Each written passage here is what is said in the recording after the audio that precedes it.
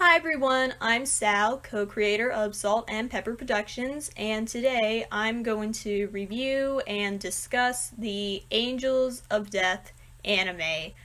So I came across this show on Crunchyroll earlier this year. I saw the title, read the synopsis, and I was instantly drawn to it. And there's a lot of stuff I really enjoyed about the show. It has a very intriguing cast of characters, there's a lot of shocking revelations and reveals in this show, the dark, eerie atmosphere, there's some pretty good music too, and some really interesting themes. It's a pretty short show too, it's only 16 episodes long, and I've seen the show 3 times already. I watched it the first time, which took about a week, and then the other 2 times I watched it was because I wanted everything fresh in my head before making a video. My second viewing took about 1 or 2 days, and my third viewing took less than 24 hours, so it is a very quick show to get through. A very easy viewing experience. So to quick synopsis of the show. At the start of the show, we're introduced to this young girl named Rachel Gardner. She wakes up in an unfamiliar place with no memory of how she got there. She meets a serial killer named Isaac Foster, or Zach for short. She asks Zach to kill her, and he tells her to help him escape from the building they're trapped in, and then he'll kill her. And throughout their journey, they encounter more serial killers, each with their own personal philosophy or approach when it comes to murder. And as the story continues, Rachel's memory begins to come back in fragments, and at the story's climax, she realizes something shocking about herself and is terrified of Zach discovering this secret. So I'm going to start off by talking about each of the characters. So most of the story takes place inside a large basement. The basement is 7 stories deep, and 6 of those floors are inhabited. There's one resident living on each of those 6 floors, and each resident is a serial killer, i.e. an angel of death. The angels are allowed to kill whoever they please, however they please, as long as it's on their own floor. They're also not allowed to attack the other residents. So, each angel has his or her own unique personality, and as I said before, I thought it was interesting how each killer took a different approach when it came to murder, how each killer had a different drive. So, the Angels of Death are Daniel Dickens, Edward Mason, Catherine Ward, Isaac Foster, and there's one other angel, but I'll get into that later on. And the head of the building who brought all the angels in is a priest named Father Gray. So, I'm going to start with Danny Dickens. Danny lives on floor B5, and we discover that he was born with only one eye, and that he used to live with his mother, who was really upset about his eye, and eventually committed suicide. And after she died, he became obsessed with finding eyes that looked like his mother's dead, lifeless eyes. He wanted eyes that were as blue and empty and dark as her dead eyes. So he becomes obsessed with finding the perfect pair of eyes, and on his floor, which is set up to look like a hospital, he has a collection of eyeballs stashed away in one room. And I'm pretty sure those eyeballs are from his victims. The show doesn't ever explicitly say that. When Rachel sees the eyes, she immediately thinks, oh, are these false eyes? But I have a feeling those are trophies from Danny's victims. Like, when Rachel said that, I was like, I don't think those are fake eyes. And he could actually, he has an artificial eye, so he'll remove his artificial eye and take the eyes that he has stashed away and put them in his eye socket, which is really creepy. And he actually met Rachel in the outside world, and he was instantly drawn to her because Rachel has blue eyes and is a very stoic person. She doesn't show that much emotion on her face, and her eyes look empty and lifeless 90% of the time, so Danny's goal throughout the show is to make Rachel his, and if she won't be his, if she won't live with him forever, or if her eyes begin to lose what makes them beautiful, if they start to show some sign of emotion or life, he'll kill her so he can gouge them out and keep them. So the next angel I want to talk about is Edward Eddie Mason, who lives on floor B4. He's probably the youngest of the angels. He's just a kid, and he is a hopeless romantic who values beauty and aesthetics. He seems to view murder as a bit of a form of art, and he spends a great deal of time creating graves and burial sites for his victims, and he's actually in love with Rachel, and he knows that Rachel wants to die, and he has a crush on her, so he's like, oh, I can kill you, I can make it beautiful, I can make you the most beautiful grave ever. So again, hopeless romantic. His age and childlike personality definitely make him feel more innocent than the other angels, but at the same time, they're probably the most unsettling aspects of his character. Like, he's constantly giggling, and he seems pretty happy and carefree, which feels out of place in this eerie setting. Like, how can a child act like this in such a dark situation? And of all the deaths in the show, his is probably the most tragic one, simply because of how young he is and because of how he dies.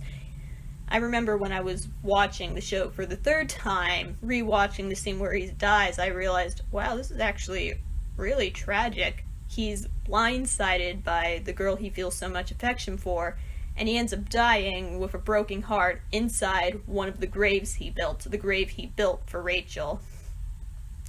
So, yeah, it's actually pretty tragic.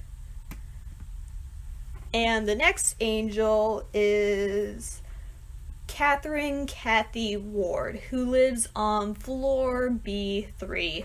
She perceives herself as a judge punishing criminals. She enjoys inflicting physical pain on her prisoners, and she knows how to torment them emotionally as well, how to torment them, and everything on her floor is very extravagant. The lighting, the sound effects, the confetti, the way all her tests and executions are set up. It feels like this game show, like she's a game show host. That's what it feels like. She treats everything like this big production. And quick side note, I got a lot of Danganronpa themes while watching this show. Like, main character wakes up in an unfamiliar place, has no idea how they got there or can't really remember anything. There's cameras everywhere. There's an old-fashioned elevator. The main character meets someone who's a sadist who likes to see the hope disappear from people's faces and turn into despair, which I'll get more into that when I discuss Zach's character, and Kathy's floor especially feels like something out of Danganronpa, the elaborate setup and everything with the monitors and the cameras and everything on her floor feels like an elaborate setup that you would expect to see in a Danganronpa game. And Kathy's character, she reminds me of Junko a lot because she likes torturing people, she has a lot of energy, so I wouldn't be surprised if if the creators of the original Angels of Death game happen to be Danganronpa fans, like the Angels of Death game that the anime is based on, came out in either 2015 or 2016, so the first Danganronpa game came out in 2010. I think the second one came out in... I don't remember what year the second game came out in. Before 2015, I know that because another episode, Ultra Despair Girls, came out in 2015, and the anime came out in 2016. So, yeah, I wouldn't be surprised if Cappy's character was influenced by Junko's character, because she feels a lot like Junko. But yeah, that was just a little side note I wanted to make before moving on. So then there's Zach, the resident of floor B6, and he's one of the main characters in the show. He's the one who travels with Rachel as they advance to each floor and try to get past all the other angels. So Zach is described as pure, ignorant, and simple because he kills simply for the fun of it. He treats it like a game, allowing his victims to try to escape, knowing that he'll catch up to them. He likes committing murder. He likes seeing the terror on people's faces. He, as I said before, he likes watching their hopeful smiles turn into gaping expressions of despair. Again, Danganronpa parallels. Unlike Danny and Eddie, he has no sentimental reason for committing murder. Like, he's not obsessed with eyes, he's not obsessed with beauty or anything. He's more like Kathy in the sense that they're both killers who like to watch their victims suffer, but the main difference between those two is Kathy likes to go big. She treats everything like a grand performance, and Zach doesn't. Just look at his floor. It just looks like a city, similar to the one he used to roam before coming to the building. And the other angels seem to think very little of Zach. Eddie calls Zach a savage for being a messy and angry killer. Danny at one point mocks him for being illiterate. But Father Gray, who's the head of the building, seems to be very interested in Zach because he's different from the other angels. And Zach, being one of the main characters, is one of the few characters who has a fully fleshed out backstory. We learn about how someone tried to set him on fire when he was a kid. Well, not tried to, they did. And how he was sent away to live in an orphanage where he was mistreated and used by the caregivers, and how he eventually killed them, and how he became the serial killer he is when we meet him in the very first episode. So I'll probably talk about Zach's backstory in more depth later, but let's move on to Father Gray. Father Gray resides on floor B2. He's, as I said before, both a priest and the head of the building. He's the one who brought all the angels in. He designed each of their floors to their liking, and he provided all the equipment they wanted or needed. As the head of the building, he knows everything about the residents, and he's able to watch their every move. And he carries around this book that, when he flips through the pages, it releases this purplish, pinkish, magenta mist that causes people to see illusions, which is interesting. How he seems to have some supernatural powers in a way that he's able to get people to see what he wants them to see, whether he's on his own floor or another person's floor. And towards the end of the show, we learn about Father Gray's motive, why he set up the building and brought the Angels of Death in. And he reveals that as a child, he constantly saw people using God's name to justify their negative behaviors, and it always puzzled him. So he decided he wanted to perform an experiment in which he played the role of God. I believe the show's title is meant to be a reference to the Old Testament. In the book of Exodus, which I believe is the second book of the Old Testament, God sends the angel of death down to Egypt to slay all the firstborn males, including the Pharaoh's son. And in Angels of Death, Father Gray uses his own angels to kill and pass judgment on others. The test subjects or sacrifices that are targeted by the Angels of Death, they start off on floor B7, the bottom floor, and they have to make their way up to the surface without getting killed. So the Angels of Death are in charge of passing judgment on the test subjects or the sacrifices by attacking and killing them. And the test subjects have to try to make it to the surface of the building. Which brings us to Rachel, the main character. At the start of the show, she wakes up on floor B7 with no memory of how she got there, which means she was one of Father Gray's test subjects. She was one of the sacrifices that is being tested by the Angels of Death. And after evading Zach on floor B6, she runs into Danny on floor B5, and I think I mentioned this before, but they knew each other in the outside world, so Rachel trusts him initially, but she notices that something's off about him, so she's not at ease. So Danny tries to kill her so he can take her eyes, and he says something that triggers one of her lost memories.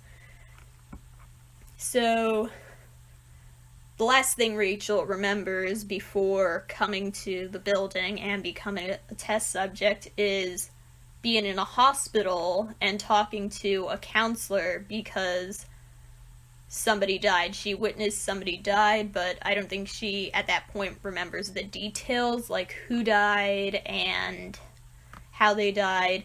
But shortly before Danny tries to kill her, he says something that triggers one of her lost memories, and he tells her that her parents are dead, and that triggers one of her lost memories and her desire to die. She realizes her parents are the ones who died. She doesn't remember all the details, but she remembers her parents have died, and she remembers having the desire to die herself. And when those memories come back to her, her eyes return to that blank, lifeless, stoic look that Danny loves so much. And then Zach shows up and attacks Danny, and when Zach sees that Rachel's not panicking or trying to get away like she was when she was back on Zach's floor, he, I guess, decides that killing her is not worth his time. Like, if you're not going to make a terrified expression or try to get away, what's the point? Come on, I'm not interested in this.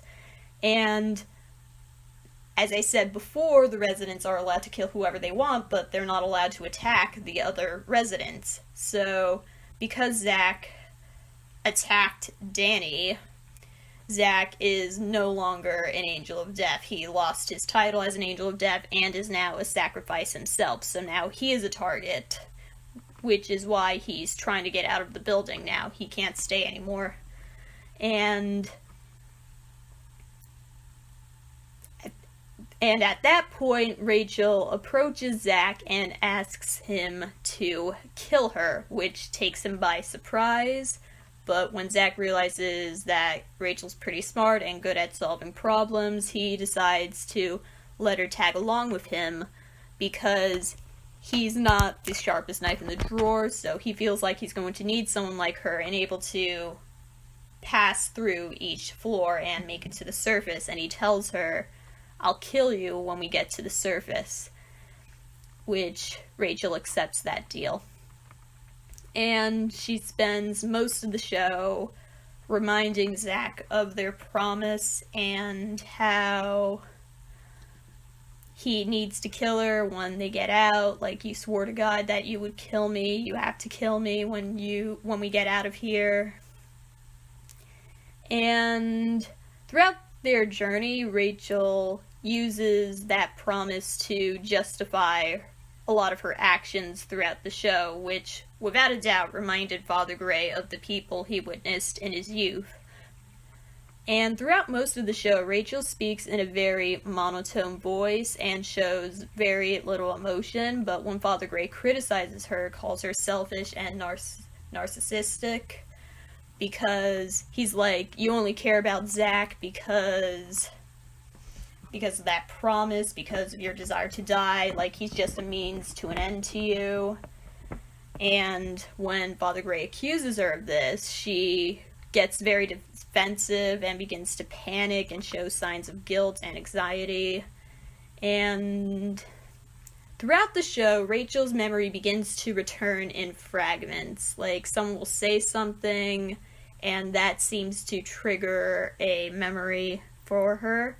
And as Zach and Rachel begin to arrive on floor B1, she finally remembers something about herself and is terrified of Zach discovering this.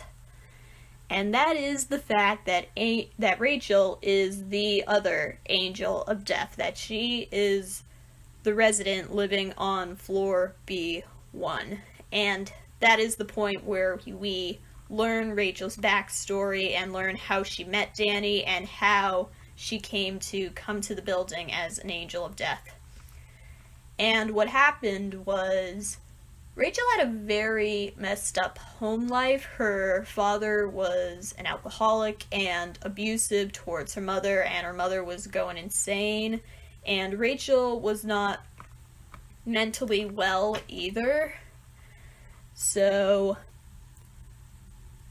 like, we learn that in Rachel's backstory, she found a puppy near her house and she wanted to take it home and keep it, and it bit her, and the next thing she remembers is sewing the dead puppy up and keeping it in her room.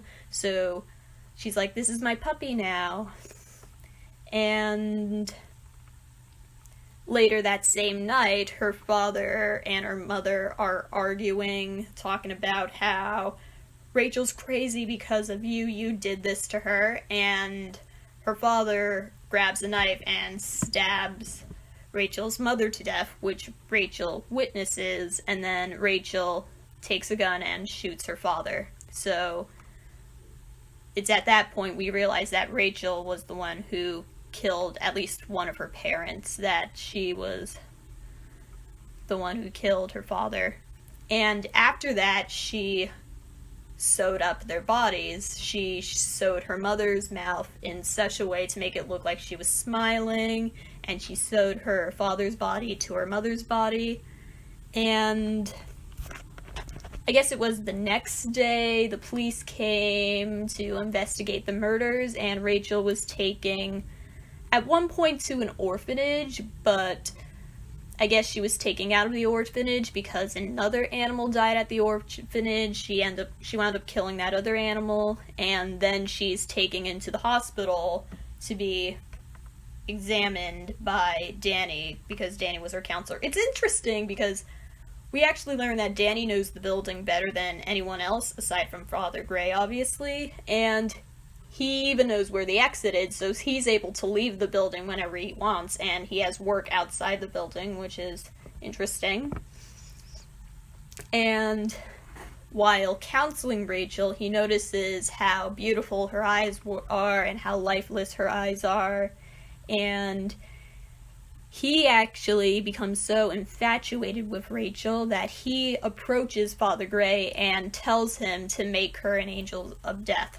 So Rachel moves into the building, moves into floor B1, and that floor is designed to look just like her house, and she has items in her house, and the way her floor is set up is she has booby traps all over the place, so if any test subjects coming, they could easily fall into a booby trap, or she could just kill them herself. But what happened was Rachel had a mental breakdown after reading the Bible, and she begins to want to die, and she's like, I'm unclean, I need to die, and Father Gray said earlier on in the anime that Rachel was irregular, and I'm guessing he was referring to her time as an angel, like he always questioned whether she should have been an angel or not, which is why he put her through the tests, which is why he put her through a series of tests and made her a sacrifice and a test subject. Like, she, I guess kind of like Zack, got her title as an angel stripped for different reasons. Like, she used to be an angel and now she's a test subject because he wants to figure out who Rachel really is and what she really is. Is she an angel? Is she a lost sheep? Is she a witch? What are you, Rachel? Who are you, Rachel Gardner? So, yeah.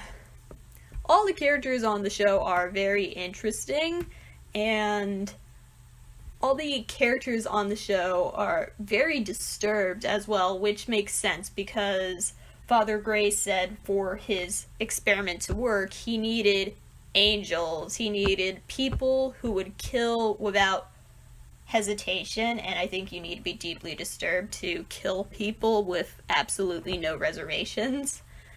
And I think the characters who surprised me the most were Rachel, Father Gray, and Danny.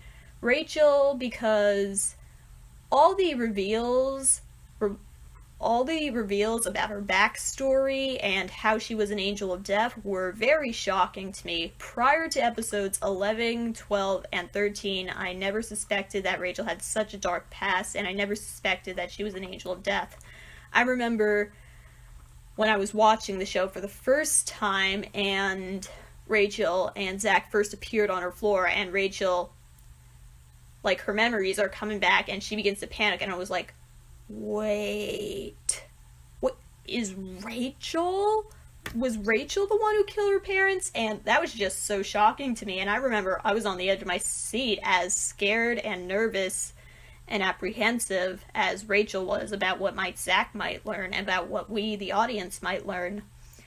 And yeah, Father Gray surprised me for a very different reason. Like, something about his character design and the way he was presented in the opening credits, his image on the show's poster, made me think he was going to be the story's main antagonist, and he's also the head of the building, so I thought he would have to be the main bad guy that Rachel and Zack would have to deal with, would have to get past, and that wasn't the case. He actually helped Zack and Rachel. He saved Zack from one of the booby traps on floor B1, and he also helped Zack and Rachel escape. Like, Danny wound up being the antagonist. So yeah, Danny was the other character who really surprised me. Like, we meet him at the beginning of the show, and he's killed off, supposedly, by Zack almost immediately, which was kind of disappointing because we didn't get that much time with Danny. He was killed off so early on before we could learn too much about him. And then he returns at the end of episode 8, which was a very shocking and pleasant reveal. I actually really liked that reveal. That was a really good twist. And as I said before, I thought Father Gray was going to be the main villain, but he wasn't. Danny was actually the main villain. He was the one constantly getting in Zack and Rachel's way. He was the one who was trying to separate Zack and Rachel because he wanted Rachel to be his so he could keep her eyes, which was interesting. Like, the characters who I feel got the least development are Eddie and Kathy. Like, Rachel and Zack got the most development because obviously they're the main characters, so their backstories are fully fleshed out, and we got to see them grow and develop as they continue to progress through the building and become closer and actually come to care about each other. So they got the most development. And then Danny, we got a little bit of his backstory, and Father Gray tells us a little bit about his past, but with Kathy and Eddie, I feel like we don't know about them that well. Like, I feel like if I had to guess what Kathy's backstory is, I'd say A, she used to be a member of law enforcement or the criminal justice system, hence her prison-themed floor, and why she's so obsessed with finding the perfect criminal and testing and judging and torturing the perfect criminal. Or B, she used to be a part of the entertainment industry, hence why she acts like an energetic game show host. And I can't really think of what Eddie's backstory could possibly be, so yeah. Yeah, Eddie and Kathy, I definitely feel, are the least fleshed out and the most underdeveloped characters. Like, maybe the game covers their backstories or delves into their characters a bit more. I don't know. I'll probably check out the game at some point. But, yeah. Those are the characters. Very interesting. Now, let's talk a little bit about Zach and Rachel's friendship. So, at the start of the show, they meet and they make that deal with each other, and Kathy kept making comments about how they're basically just tools to each other because they just see each other as a means to an end. Like, Zach needs Rachel to escape, and Rachel needs Zach to die. Like, Rachel refuses to commit suicide, so she needs Zach to kill her, and because Zach swore to God that he would kill her, like, that's really important to her. Like, you have to kill me now, you have to kill me.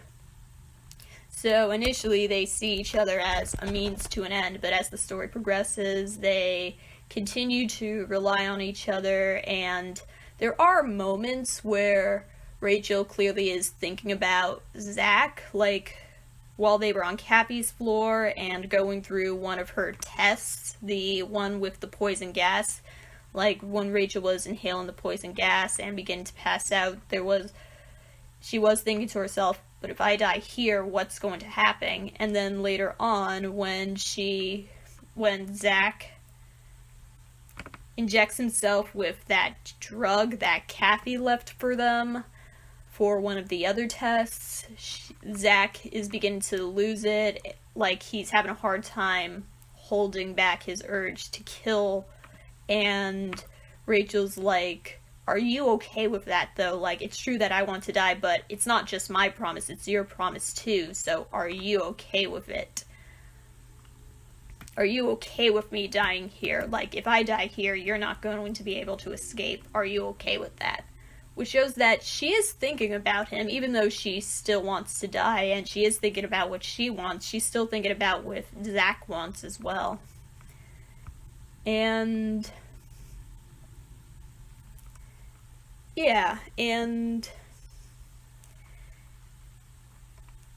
like, I just really liked their friendship and how they came to really care about each other. Like, Father Gray even makes comments to Zach later on, like, in the beginning, you just wanted to escape, but now you want to escape with Rachel. What changed? And we get that short little sequence of basically moments from little flashbacks from earlier on during their journey throughout the building, which shows that even though Zach was frustrated by Rachel a lot, she did grow on him, and he does care about her, and he cares about the promise they made and fulfilling that promise.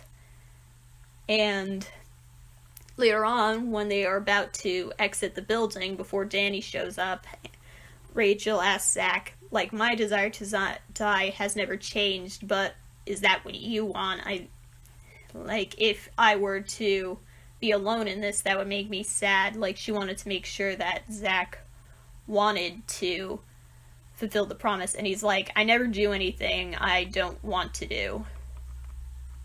And another interesting thing is, because after they leave the building, Zach is arrested and Rachel is taken to the hospital because inside the building, right by the exit, Rachel and Zach are both shot by Danny. So Rachel has to go to the hospital and Zach is arrested. And while being interrogated, whenever somebody asked Zach questions about Rachel, he would just respond, "I don't know." And I imagine some of the questions the police would have asked him were, well, if you didn't kill Rachel's parents, who did? Well, if you didn't kidnap Rachel, who did? Why was she in the building? Why were you two together? Where does Rachel Gardner fit into all of this? Those are the type of questions I would ask if I was the one interrogating Zach. So I think it's interesting that Zach responded, "I don't know," to any question about Rachel. And it got me thinking, wait, did Zach lie to protect Rachel? Because Zach tells us several times throughout the story that he hates lies and he hates liars more than anything else. So if he willingly lied to protect Rachel from the police, to hide the fact that Rachel was the one who killed her own parents, and to hide the fact that Rachel was an angel of death, then that shows how important their friendship and promise is to him. And later on, like when he's on death row, he actually breaks out of jail to find and kill Rachel so they can fulfill their promise. So, yeah, I just really liked the friendship between Zach and Rachel. And the show ends with, so Zach shows up at the mental institution that Rachel is staying in, and like Rachel asks Zach again to kill her, and he goes, "Stop crying and smile." And then we get the credits, and then the last shots in the show are shots of Rachel's room. The room is empty, but there's blood on the windowsill and on the wall beneath the windowsill. And no body. We don't see Rachel's body, which is interesting. So, which shows that Zach actually took the body with him when he left. And it's not really clear what happens to Zach after that. Like, is he arrested again and eventually executed? Does he actually manage to escape with Rachel's body? Do the police show up and shoot him down or something? So it's not clear whether Zach is alive by the end of the show or not, which is interesting to think about, that none of the characters survived. Like Danny, Gray, Kathy, and Eddie were all killed inside the building. Rachel is killed by Zach. She finally gets her wish. She finally gets killed by Zach, and it's not very clear if Zach survives or not, which is interesting. Oh, and one other thing I forgot to mention, so about Zach and Rachel's friendship, is Zach has this survival knife that he has had since he was very young. It's what he initially used to kill people before being brought to the building, and it's a very important item to him because it is the first. It was his initial weapon, but it's also because I think it's also because it initially belonged to someone who took him in when he was young and was the first person who actually showed Zach any kind of kindness.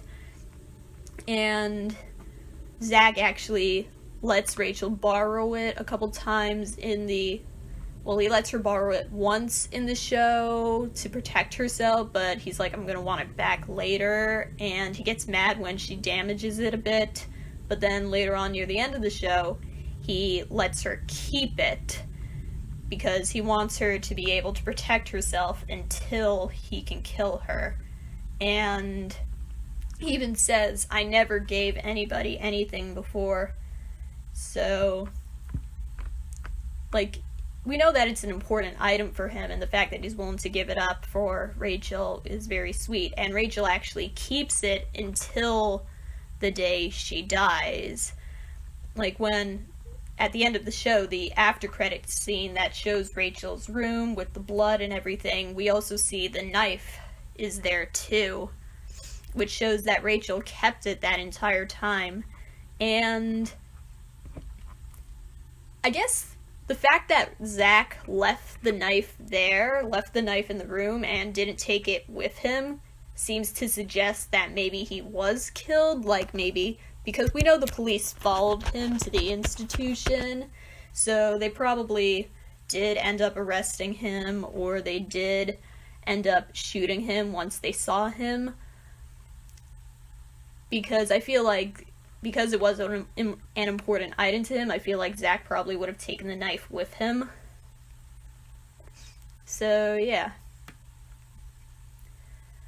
So those are my thoughts on Angels of Death and the characters. Again, very interesting cast of characters, very interesting plot points and surprises, and also, like, the friendship and relationship between Zach and Rachel is also very interesting.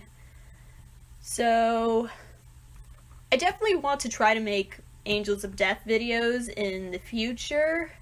So, hopefully I'll be able to make videos about Angels of Death in the future. So, thank you for watching the video, and what do you think about the Angels of Death anime? Do you agree with anything I had to say? Do you disagree with anything I had to say? Let us know in the comments below. Also, let me know if there are any other anime television shows that I should check out. Don't be afraid to like and subscribe. Check out our other videos if you haven't already. Be sure to share this video, and hopefully we'll see you again soon. Bye!